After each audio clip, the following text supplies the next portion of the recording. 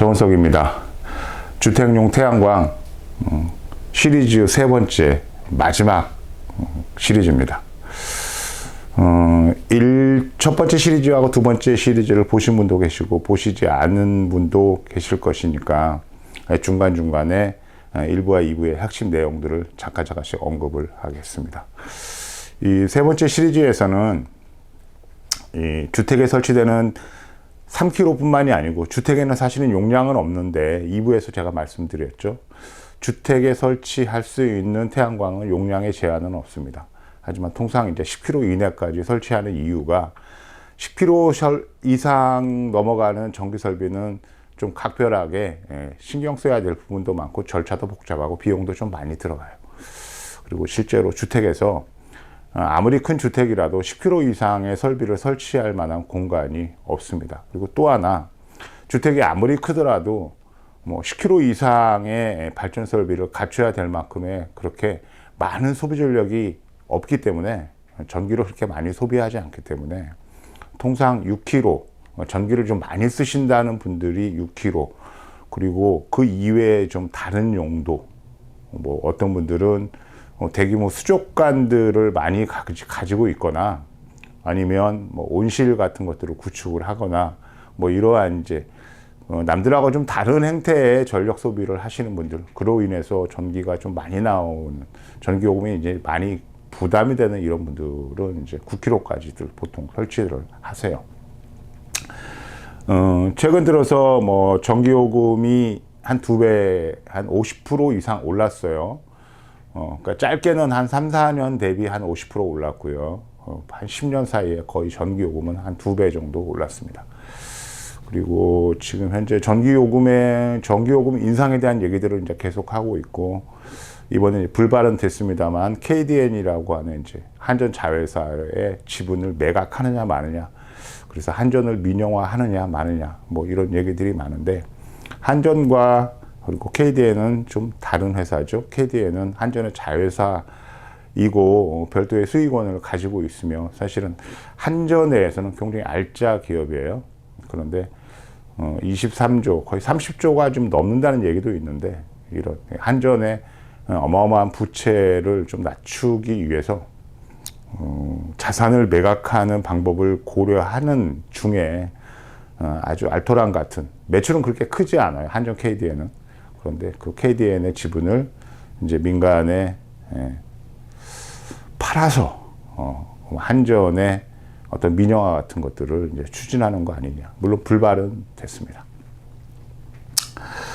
이런 이제 거대한 뭐 이런 정책의 변화, 이런 큰 뭐 줄기에 이런 부분들은 우리 같은 이제 일개 개개인은 사실은 뭐 기껏 해봤자 불만만을 이제 뭐 표시할 뿐이고, 그리고 나름대로 또 불만을 표시하면서 내가 가지고 있는 힘이 왜 이렇게 작지? 나는 분명히 그 국가의 한 기본 중심이고요. 그리고 헌법에 보장되어 있는 국가의 사실은 전부이기도 한 거거든요. 그런데도 불구하고 왜 나의 힘은 이렇게 약하지? 그리고 기껏 해봤자 가끔씩 몇 년에 한 번씩 돌아오는 투표라는 과정을 통해서 유일하게 내 권리를 행사하고 내 희망을 담아내는 이런 과정이 좀 어딘가 모르게 우리한테는 불리하지 않은가, 뭐 이런 생각들도 하시는 분들이 계실 것 같은데, 제도는 하루아침에 바꿀 수 있는 것도 아니고, 지금 우리가 가지고 있는 제도가 그 이전에 수많은 제도들의 단점을 극복하면서 조금씩 보완되면서 온 제도들이니까, 이런 제도에 대한 불만이나 아니면 불합리나 이런 것들은 또 다시 우리가 원하는 방향으로 수정하고 그러려면 또 많은 시간, 노력, 또 상대적인 희생, 이런 것들이 필요하겠죠. 주택에 설치된 태양광을 가지고 여러분들이 현실적으로 가장 막강하게, 가장 강력하게 응용할 수 있는 방법은 전기차 충전입니다. 제가 사진을 하나 보여드릴게요. 2022년도에 설치한 3kW짜리 태양광 설비입니다. 예, 저 위에 이제 요 위에 파랗게 표시된 것이 인버터고요. 그 아래 이제 빨간색 바탕에 하얀색으로 이제 충전기라고 표시가 되어 있습니다. 전기차 충전기예요. 저 밑에 있는 차는 전기차입니다. 저 차의 충전은 집에서 하고 있습니다. 하루에 한 번씩 충전을 하죠. 좀 이제 운행이 좀 잦아요. 그래서 우리가 흔히 하는 말로 많이 타시는 분입니다. 저기에 설치된 3kW짜리 저기에 설치된 충전기는 맥시멈 최대 7kW 용량을 가지고 있고 4시간이면 보통 우리가 쓰는 차를 완전히 충전할 수 있는 이제 완속 충전 장치라고 합니다. 제가 이 집의 기본적인 개요를 말씀을 드릴 건데요. 오늘 영상이 좀 길어질 수 있는데 좀 중간중간만 집중하시면 될 것 같습니다. 이 집에는 전체 지금 현재 저 3kg를 포함해서 8kg의 태양광 설비가 놓여져 있어요. 이 집은 이제 이렇게 생겼습니다.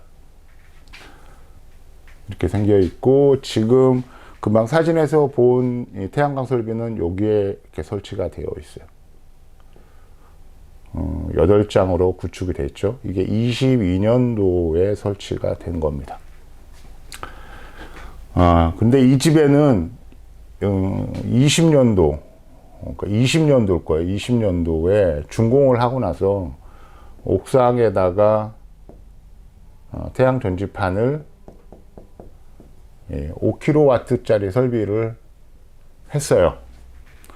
했는데 또다시 3kW짜리를 더 했습니다. 어떻게 했느냐면 이 집이 이제 구성이 좀 복잡한 게 주거 공간이 둘로 이렇게 나눠져 있어요. 그러니까 여기가 이제 본체라고 할 수 있고 여기가 별채 공간이거든요. 이제 방향은 이쪽이 남쪽입니다. 그러니까 본체와 별채니까 계량기가 이렇게 두 개가 있어요. 본체, 별채 이렇게 두 개가 되어 있습니다. 이 6kg짜리는 본체에 연결되어 있고요. 그리고 이 나중에 설치한 이 태양광을 충전을 하면서 동작하는 이 태양광은 여기에 설치가 되어 있습니다. 그러니까 여기에 5kW, 여기에 3kW. 근데 제가 작년 겨울에 이제 어떤 일이 있었냐면 갑자기 이제 이 충전하는 쪽에 태양광 충전기가 붙여 있는 쪽에 전기요금이 엄청나게 많이 나온다는 거예요.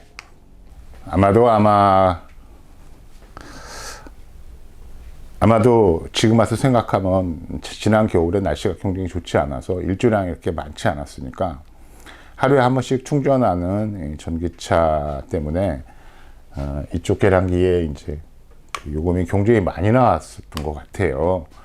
그래서 전화가 왔습니다. 이 전기차 쪽에 요금이 너무 많이 나와요. 그래서 이분이 좀 성격이 좀 급하시거든요, 집주인이. 그래서 가서 제가 이쪽에 있는 5kg짜리 하나를 잘라가지고 이쪽에 붙였습니다.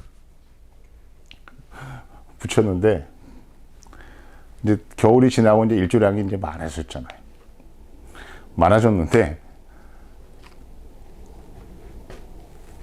분명히 한전에는 여기 이 계량기에는 3kW짜리 태양광 시스템이 이제 물려져 있다고 그렇게 이제 신고가 되어 있는데 갑자기 이제 전기량이 많이 이제 체크가 되는 거예요. 그래서 이제 한전 직원이 나와가지고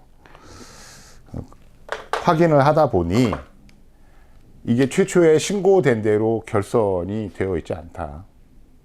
그래서 이제 제가 설명을 했습니다. 겨울에 집주인이 하도 성화해서 제가 어쩔 수 없이 그냥 옥상에 있는 지붕 위에 있는 5kW짜리 설비의 반을 충전 설비 쪽 3kW 쪽으로 붙여놨다. 다시 이제 원상 복귀를 하겠다. 그랬더니 이틀 있다 전화 왔습니다. 여기 3kg짜리에는 태양광 전기차 충전 설비를 붙이면 안 된다라고 연락이 왔어요. 그때 이제 제가 순간적으로 화들짝 놀랐습니다.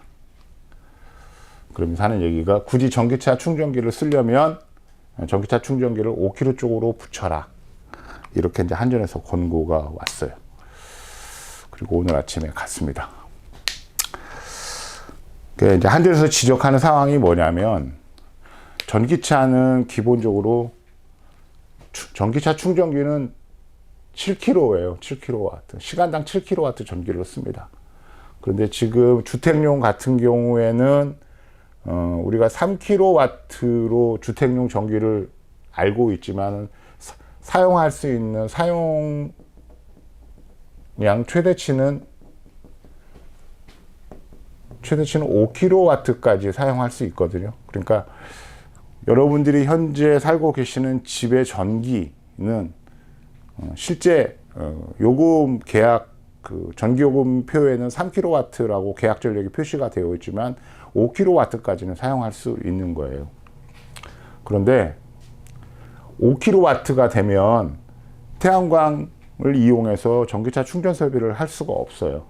왜 그러냐면 허용 전기량이 전기차를 충전하기에는 모자랍니다. 그러니까 무슨 얘기냐면 전기 설비 자체가 이 순간적으로 7kW까지 땡겨가지고 전기차에 집어넣는 충전기의 전기적 설비 용량에 맞지 않는 거예요.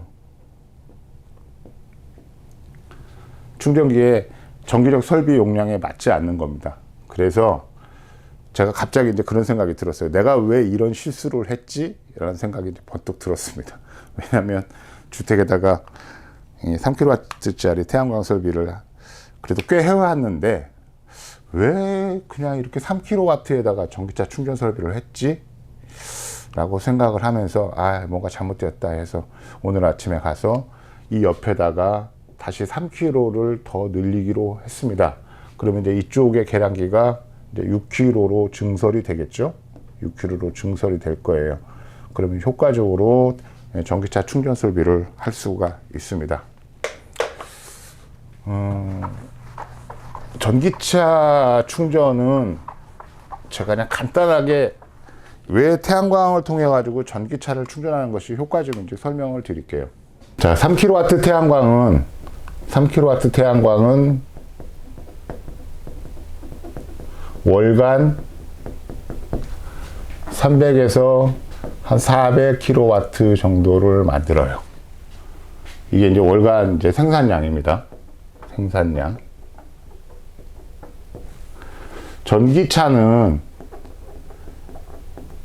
전기차 소비 전력은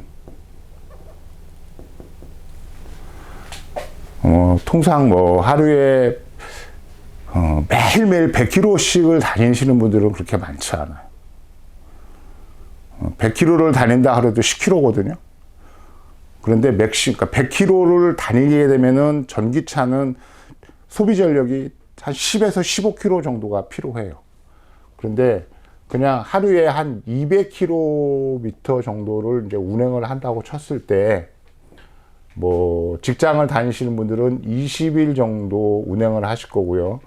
나들이 하시는 분도 매일매일 나들이 하는 건 아니거든요. 그러니까 통상 이제 운행 일수를 20일 잡으면 전체 월간 필요한 전력량은 한 400kW 정도 될 거예요. 그렇죠? 그런데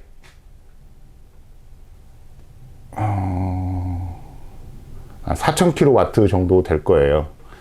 그런데 전기차는 1kW당 8에서 한 10km 정도 주행을 하니까, 자, 이거를 이제 주행 능력으로 본다 그러면, 주행 능력으로 환산을 해보면 약 한 10을 0을 하나 빼면 되니까 한 400kW 정도 필요하다고 이렇게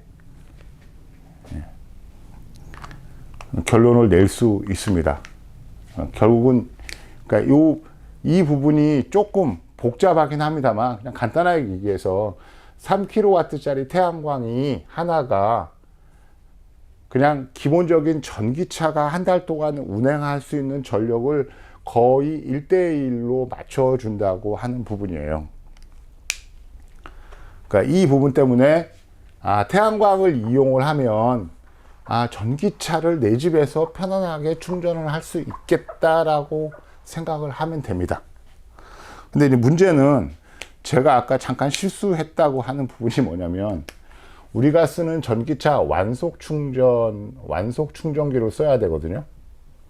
완속 충전은 최대 7kW의 소비 전력을 가지고 4시간이면은 완전 충전합니다.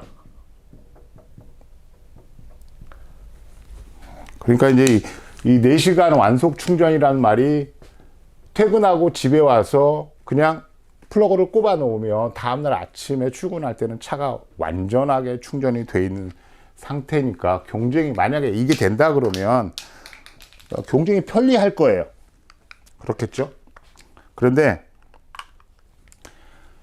완속 충전 장치는 최대 7kW로 전기를 끌어오게 되니까, 전기 설비가 일반 주택에서 사용하는 5kW까지 쓸 수 있는 설비를 조금 확장을 해줘야 돼요. 그래서 뭐가 필요하냐면, 전기차를 쓰려면, 전기차 충전 조건이네요.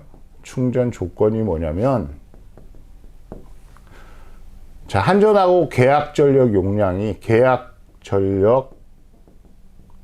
용량을 최소 6kW까지는 해줘야 돼요.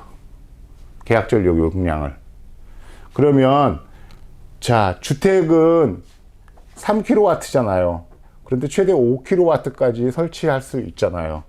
그런데 최소 계약 전력량이 6kW니까 1kW를 증설을 해야 돼요.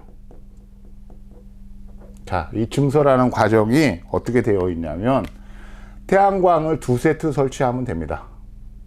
이렇게 2세트에서 여기 3kW, 여기 3kW. 자, 이렇게 설치를 해 놓게 되면, 이게 전부 하나의 선으로 묶여 가지고 하나의 계량기에 물리게 되지만, 이 3kW짜리는 완전하게 주택의 소비 전력을 커버할 거고요. 요 하나는 완전하게 전기차 충전용으로 사용이 가능해요. 그렇게 되면 태양광을 6kW를 설치하려면 일단 계약 용량을 오버하기 때문에 조건이 뭐냐면, 일단 1kW 증설이 돼야 돼요. 그리고 두 번째는 전기차 충전 장치가 구비가 되면 됩니다.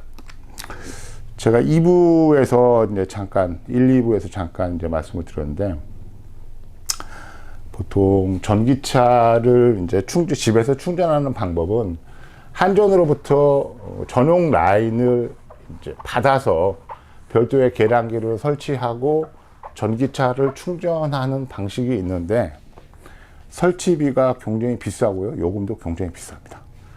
그러니까 거리에 있는 보통 전용 충전소에서 충전할 때보다 가격이 굉장히 비싸요. 주택에다가 별도의 라인을 끌어서 전용 계량기를 설치하고 전용 충전 포트를 구성을 하면 그냥 시중에 있는 충전소에서 충전하는 것보다 비용이 비쌉니다. 그러니까 두 가지 조건을 찾아야 돼요. 싸게 할 수 있는 방법, 그리고 더 편리함을 찾아야 되는데, 이렇게 하는 가장 좋은 방법이 주택에서 6kW 태양광을 구축을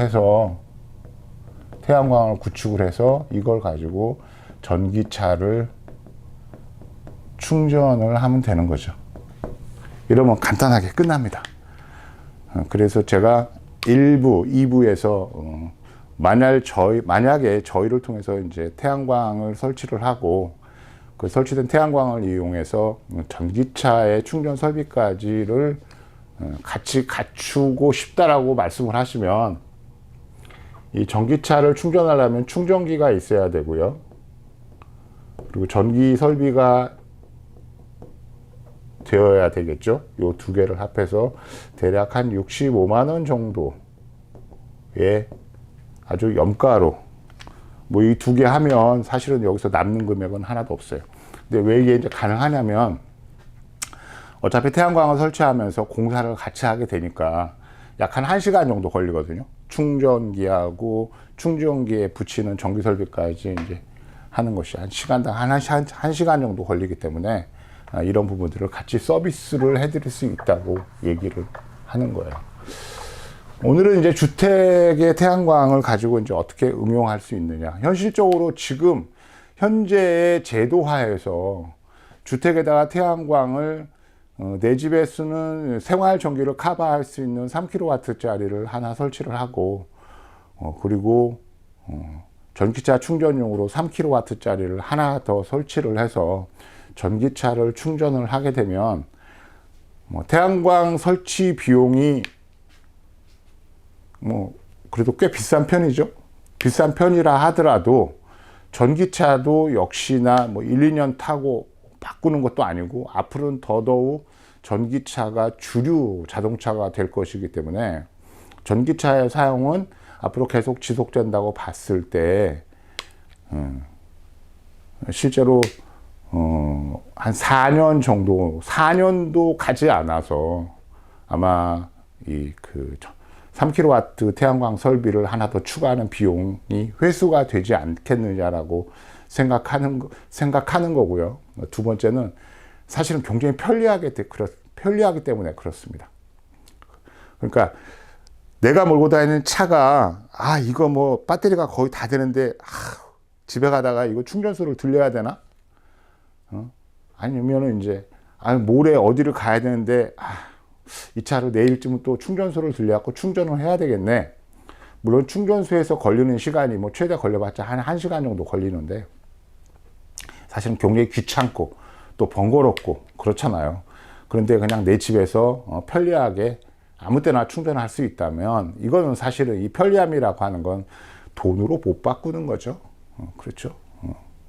우리가 생활하면서 조금 더 편리하고 조금 더 안락하게 생활하기 위해서 사실은 돈을 들인다는 측면이 더 강한데 그런 부분을 본다 하면 주택에서 설치할 공간만 있다면 3kW 태양광 설비를 하나 더 설치를 해서 충전 설비까지 같이 갖추는 것이 비록 태양광을 설치하는 비용이 들어간다 하더라도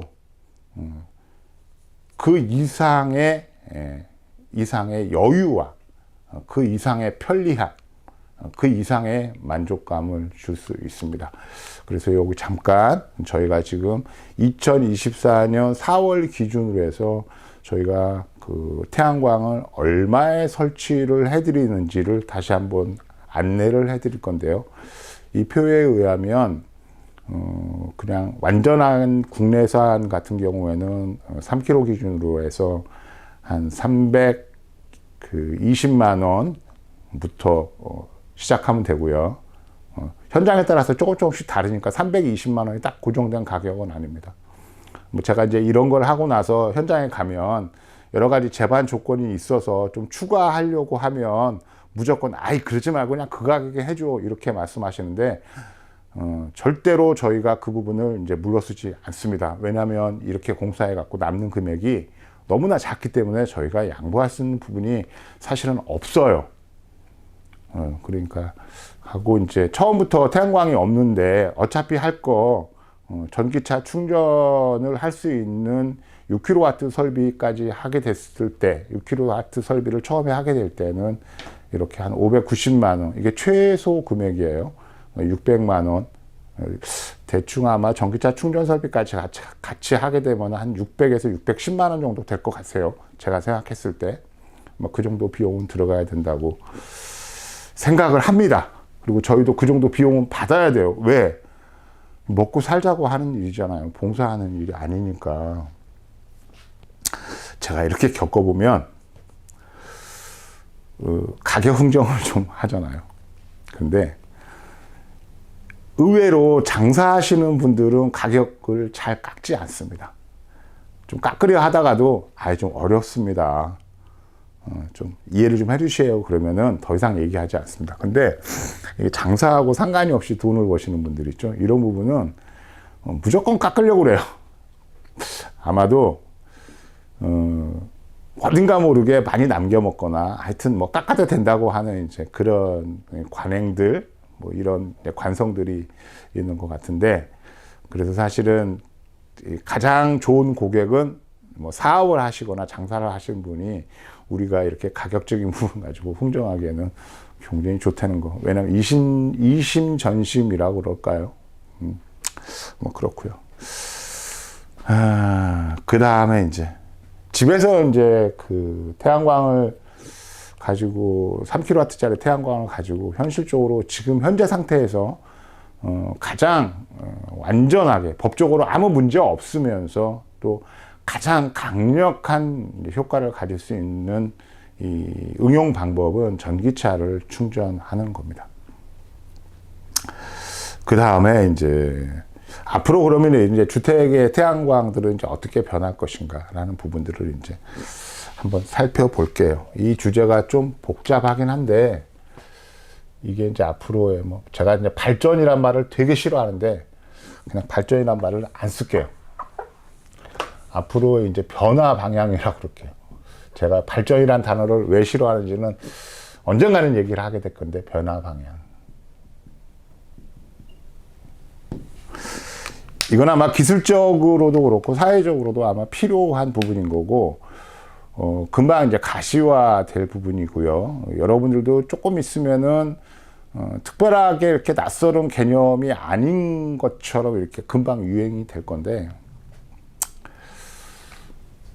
지금 전기요금 인상이 예고가 되어 있죠. 물론 정부에서는 이제 현재 그 인플레이션 때문에 우리나라의 이제 소비자 물가가 계속 올라가고 있으니까, 시중 물가, 장바구니 물가라고 그러죠. 물가가 계속 올라가고 있고 하는 부분 때문에 원래 상반기, 그러니까 4월 달이나 5월 달쯤 전기요금을 올리려고 했었거든요. 그런데 이거를 이제 상반기에 올리지 않고 이제 하반기에 올리는 걸로 일단은 바꿔놨습니다. 그러니까 올해 안에 무조건 전기요금은 올라요. 전기요금이 오르게 되면 가계 부담이 있을 거고요. 이러는 와중에서 점점 한전으로부터 독립을 하고 싶어 하시는 분들이 생겨요. 왜냐하면 주위를 둘러보니까 유튜브를 보더라도 전지판을 이용해서 내가 직접 전기를 만들어 쓸 수 있는 방법들이 있는 것 같으네, 된다 그러네, 내지는 내가 좀 산골로 들어가는데 바로 집 옆에 이렇게 쫄쫄쫄 뭐 개울물이나 이런 게 흐르면 내가 저 물을 이용해서 뭐 수력 발전 같은 걸 해서 내가 필요한 전력을 만들어서 쓸 수 있지도 않을까, 뭐 이런 생각들을 하시면서 아주 조금씩입니다만은 전기 독립을 하려고 하시는 분들이 있어요. 그런 꿈을 꾸고 있습니다. 그러니까 이거는 아마 이렇게 표현하는 게 아마 더 정확할 거예요. 에너지 프리. 그러니까 우리는 이제 에너지를 지금은 이제 그 제도권에서 공급을 받고 있는데, 그래서 규제를 받고 있죠. 공급을 받기 위해서 규제 틀 안에 들어가야 되니까. 그런데 그런 부분에서 이제 독립을 하려고 하시는 분들이 계신데, 이런 부분이 하나 있고요. 또 하나는 우리는 뭐 그럴 확률이 낮긴 하지만 우리한테도 절대로 일어나지 않는다고 보장할 수 없는 부분이 재해 같은 거예요. 재해 상황.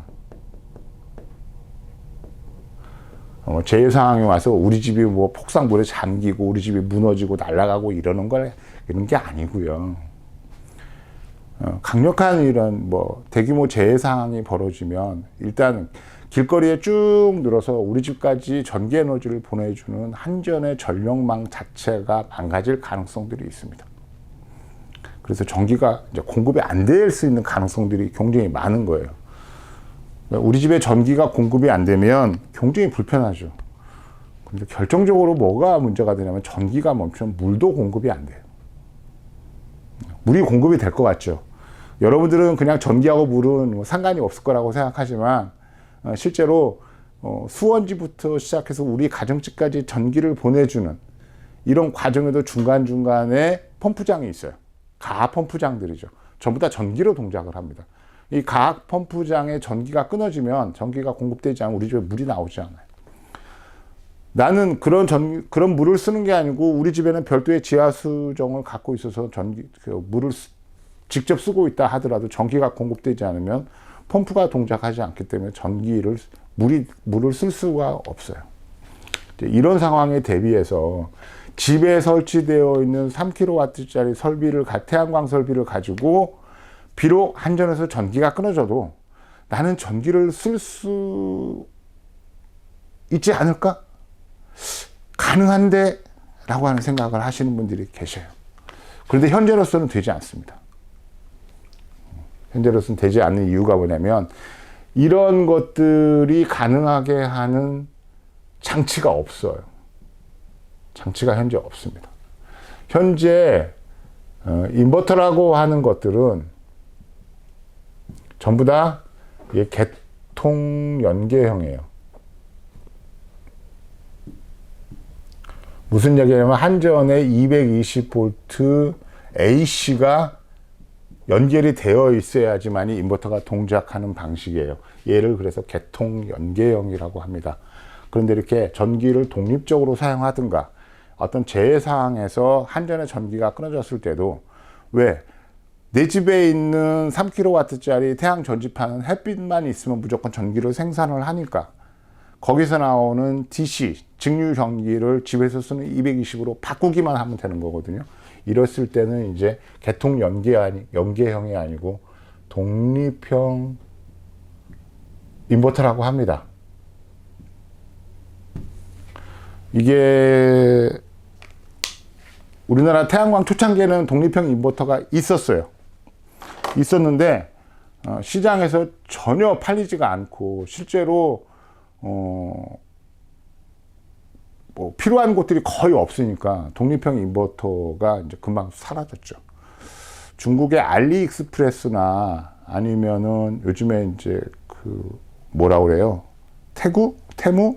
뭐 이런 곳에 가면은 있긴 한데 또 안전 문제나 여러 가지 것들을 고려했을 때 또 함부로 또 쓸 수 없는 부분이기도 하고요.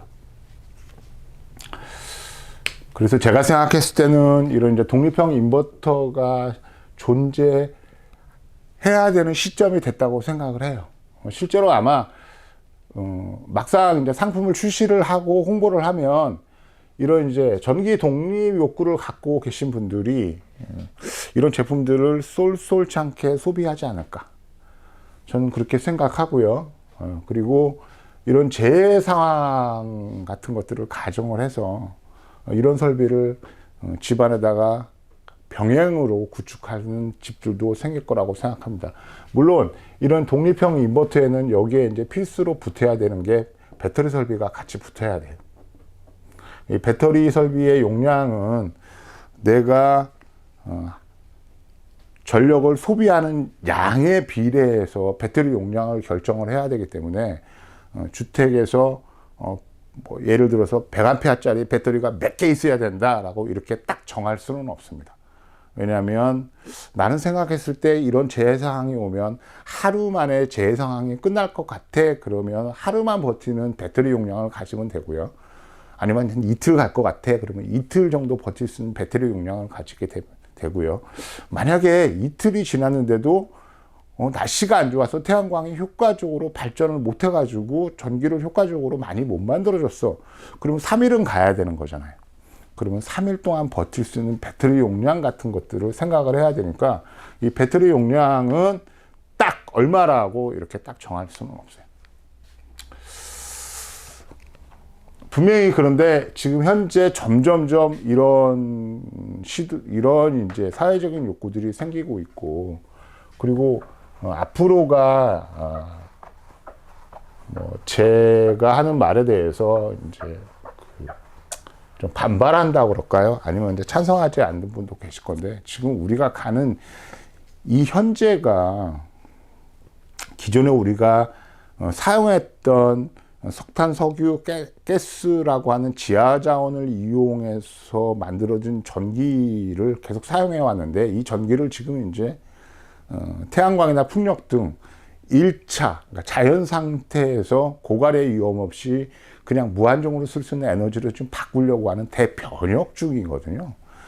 이게 혁명적인 변화 속에 지금 우리가 있어요. 우리가 체감을 하고 있지 못할 뿐이지.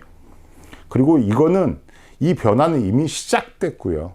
그리고 이 방향이 이미 탄력을 받고 있기 때문에 이 방향이 꺾이지는 않습니다.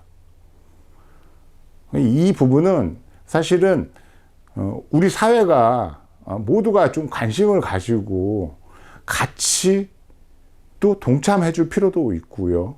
또 힘이 붙이면 또 같이 도와줘야 될 필요도 있어요. 왜냐하면 세상이 변하는 부분이기 때문에 그렇습니다.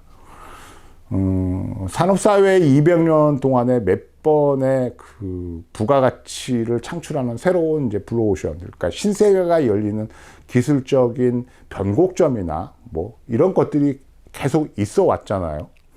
그러니까 뭐 고정경제학에서 얘기하는 그 아담 스미스의 아주 도덕적이고 양심에 기반한 사람들이 보이지 않는 손에 의해서 시장에서 수요와 공급을 조절한다고 하는 이 고정경제학에서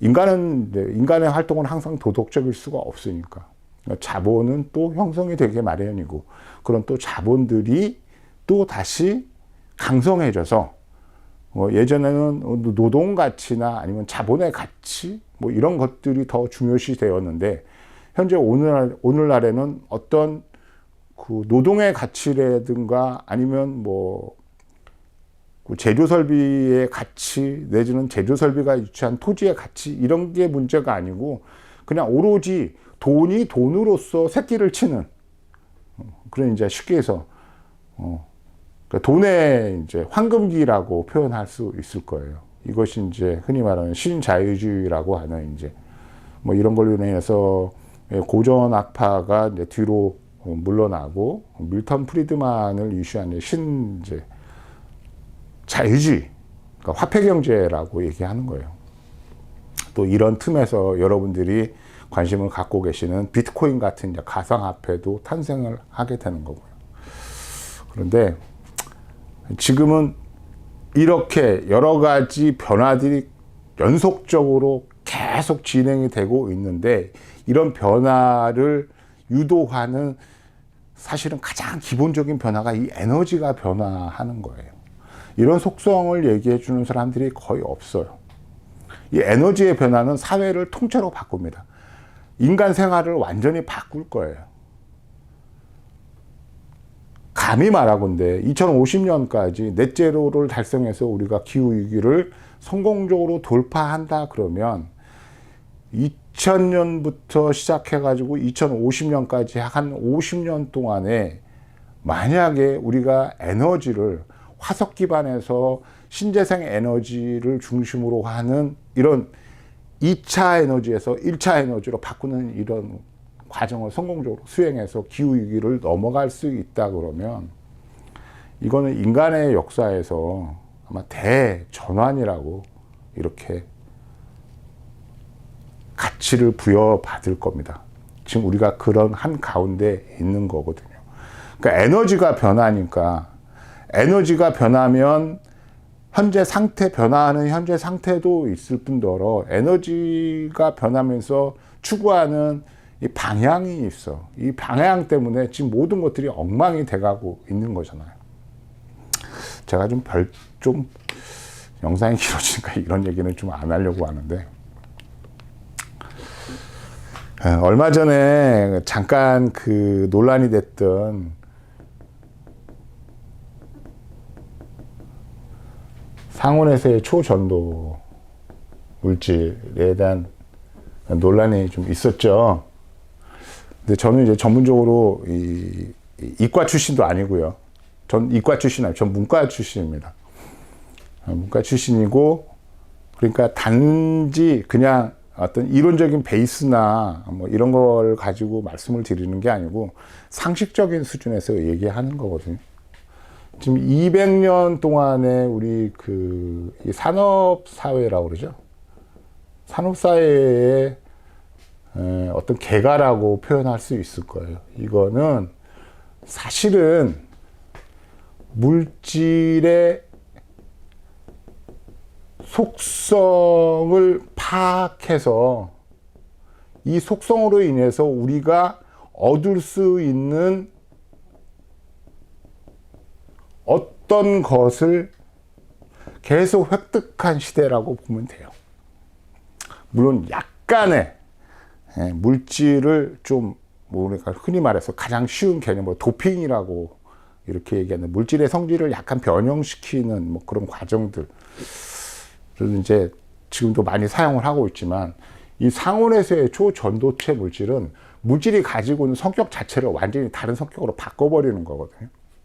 그러니까 우리가 지금 현재까지 알고 있는 어떤 물리학적인 이런 부분에서 차원이 다른 얘기예요.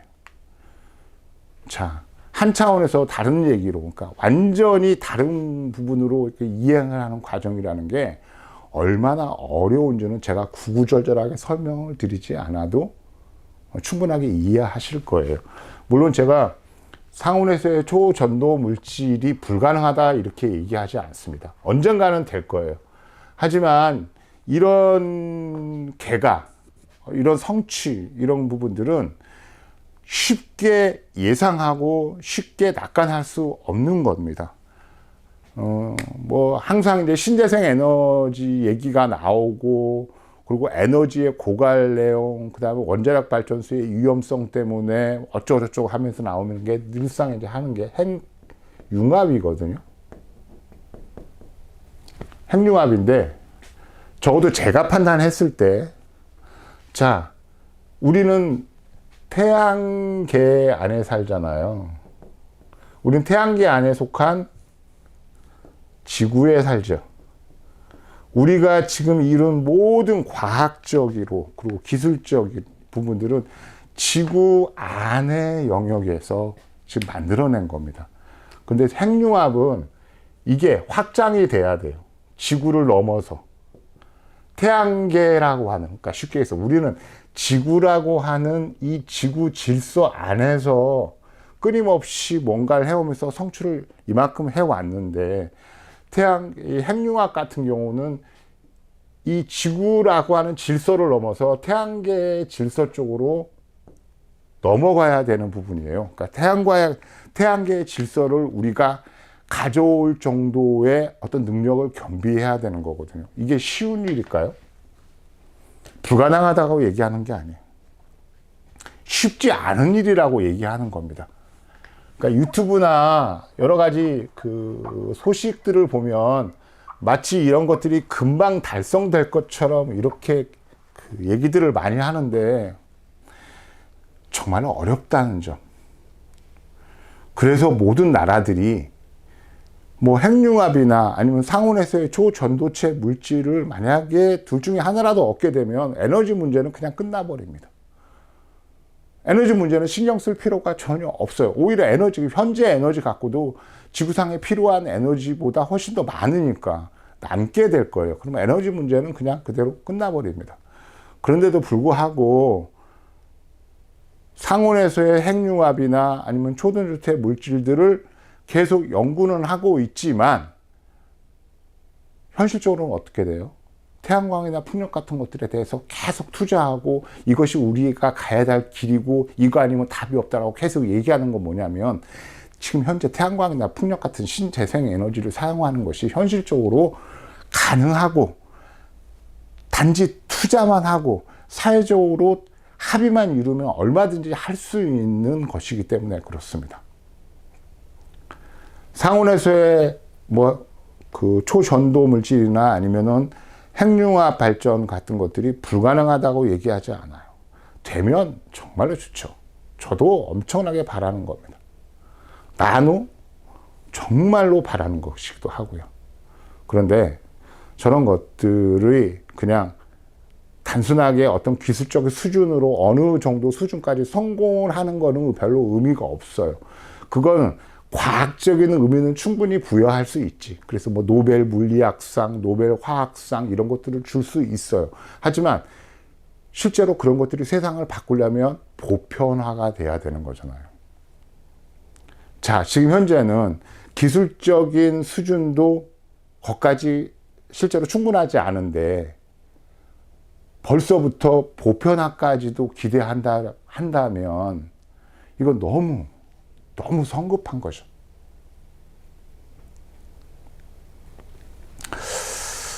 아, 3부가 영상이 좀 길어질 것 같으네. 3부에서 이제 마지막으로 해야 될 게 이제 사후 관리 요령 같은 거예요. 사후 관리. 태양광의 사후 관리.